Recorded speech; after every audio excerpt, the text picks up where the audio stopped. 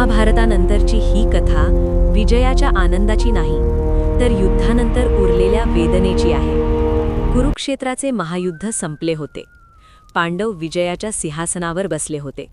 परंतु त्यांच्या मनात विजयाचा आनंद नव्हता, तर नातेवाईकांच्या आक्रोशाचा प्रतिध्वनी होता. लाखो योद्धे रणांगणावर मारले गेले होते. त्यांचे शरीर मातीमध्ये मिसळले होते, पण त्यांच्या अतृप्त आत्मा अजूनही मुक्त झाले नव्हते. आख्यायिकेनुसार कुरुक्षेत्राच्या परिसरात भूत, प्रेत, असंतुष्ट आत्म्यांचे ओझे इतके वाढले की पृथ्वीवर शांती परत येत नव्हती. हे पाहून पांडव व्याकुळ झाले. आपण जिंकलो खरे, पण ह्या मृत आत्म्यांना शांती कोण देणार? म्हणून त्यांनी एक भव्य पिंडदान यज्ञ आयोजित केला.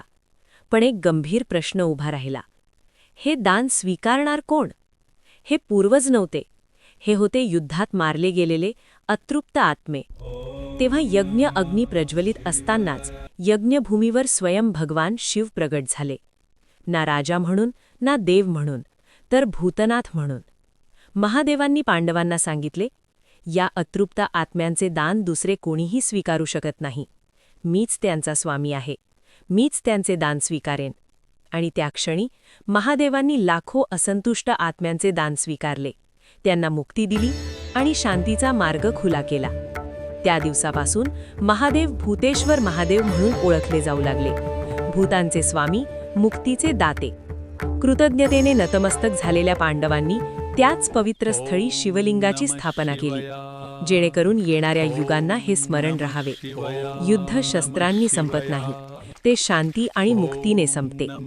आज या पवित्र भूतेश्वर महादेव मंदिर हरियाणातील जिंद, राणी तलब येथे स्थित आहे.